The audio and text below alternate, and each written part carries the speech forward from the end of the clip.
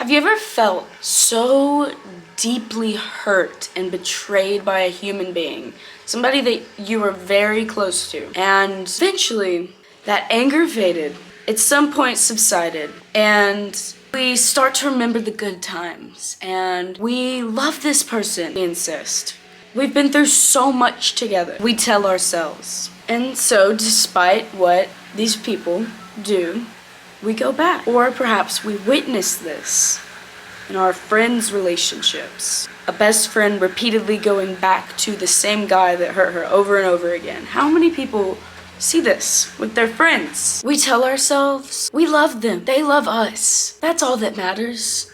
And maybe, to some extent, that's true. And maybe, also, you deserved better.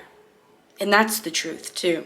Love is important, but equally so is respect, boundaries, healthy communication, honesty, loyalty. Those two things are just as, if not more important than love in a relationship. Love is equal to these things. And anything other than that, I believe, is an illusion. Love brings clarity. Love brings inner peace.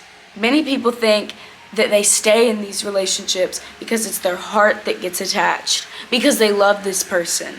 But it's the mind. I believe it's the mind that gets attached to these situations, these people, even jobs, these identities we hold on to. We can't see ourselves as a person without this relationship. In some ways, maybe it's like all we know. And that is so normal, like it is so like primal, but it is so something to be aware of so that we can be happy. And we can step away from relationships that do not serve us and step into relationships or allow, make room for relationships that do serve us to come to us, to be attracted to us, by making room, by getting rid of relationships that do not align with us, do not serve us, and do not feel good. In a relationship, you have to ask yourself, a friendship, a job, you have to ask yourself, are you happy more often than you are stressed out? Because there has to be some sort of balance.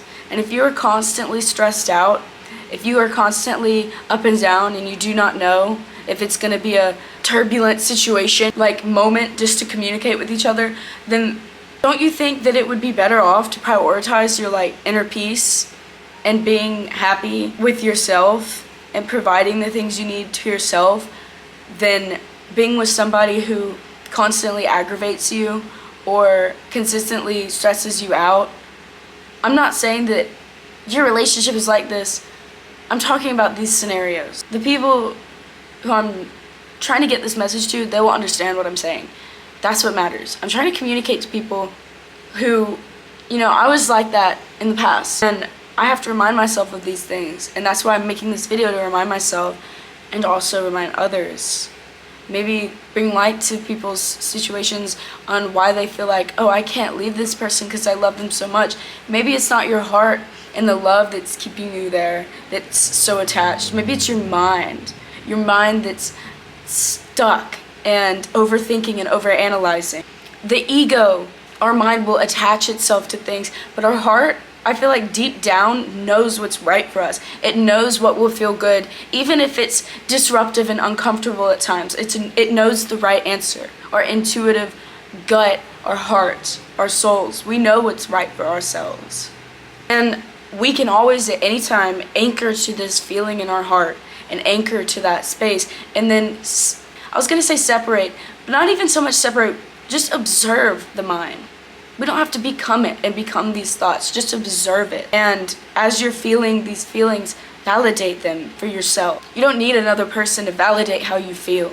And instead of letting your mind, the mind and the ego have its way with you, you can decide how you want to live your life. You can create the life you want to live. I don't believe it's the heart and love keeping people in these relationships, these jobs, and these situations they've outgrown. I think it's the mind. I think it's the ego, and I think it's this innate fear. And I think it's a very valid fear, and it's not something to be ashamed of or to rid yourself of. It's something to embrace, feel, and let go, and become aware of and transmute into a way that serves you. Shift your behavior first, and these positive thoughts, these positive feelings, they will follow naturally. So if you make room by shifting your behavior and letting go of relationships, situations, and jobs that do not feel right deep down, that do not align with you, even if it doesn't make logical sense, trusting your heart, then you make room for the universe, for God, whatever you believe in, whatever you call it, to bring you and these blessings, for you to attract the life you want, for the steps to become clearer and one stone at a time in front of you. Optimistic thoughts keep not just your mind healthy, but your physical body. Learn to trust, to let go of stressful situations, stressful people, and stressful jobs that do not serve you. Because your inner peace and your inner health is so much more important than any of that stuff. And the right people, the right jobs, they will stick around. What is meant for you cannot pass you by. It is meant for you while you are healing and tending to yourself. It will stay or come back at some point. So just relax and focus on yourself. And then I saved this reminders for overthinking. It's affirmations that I found. I really love these. So I'm going to read, it's 1, 2, 3. So it's 8 affirmations. So the first one is, making mistakes is a part of life. These racing thoughts will not last forever. All you can control is this present moment. Your thoughts and fears are not facts. Things can always work out better than you think. You are doing the best you can, and it's enough. Whatever happens, you can get through it. You are not defined by your past. So those are some really good affirmations for overanalyzing, overthinking. I think they are very helpful for this types of like situations to get out of the mind, more into the body. And of course, I say this like all the time, every video, and I probably will every other video too. But meditation, yoga, chef's kiss. I just wanted to come and share some lessons that I feel like have taken me years to learn and to really embody, and like setting boundaries and healthy relationships and having good communication and like building good friendships and relationships. And that's just so important to living a fulfilling life. So that's why I really wanted to make this video, because this is probably what I really needed to hear like 10 years ago.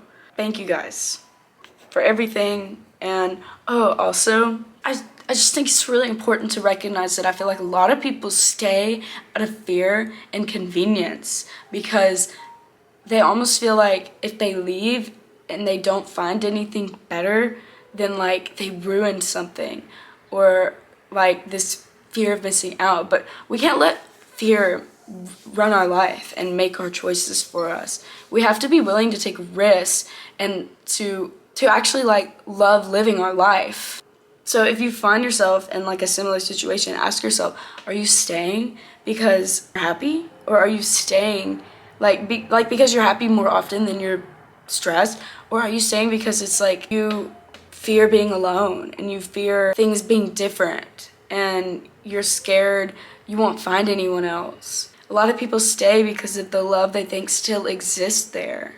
But is the relationship a source of comfort and stability for you, or is it a source of stress and unpredictability? I've had plenty of situations in my life where I have stayed because of the love that I thought still existed in these friendships, in these situations, or the potential that I thought still existed in jobs that I invested so much in. But trusting that there is something out there better for me and choosing to make room for that option was truly one of the best things I ever did for myself. It feels scary to go out on your own and search for these things, to be alone, but you'll never be alone because you'll always have you. I know that sounds kind of silly, but it's true. We have to value ourselves to know that that is a lot, that is a good thing, that is amazing. We attach ourselves to our identities and to external things. But it's important to leave any situation that you know in your heart is not right for you, even if it doesn't make logical sense. And even if no one else agrees, trust that there is something better out there for you, meant for you. What is meant for you cannot pass you by. You deserve the best in life. And in order to get the best, you have to say no to everything else. It can't be good, can't be great, it has to be the best. So don't settle that's it for today's video. Thank you guys. If you watched this video, I love you.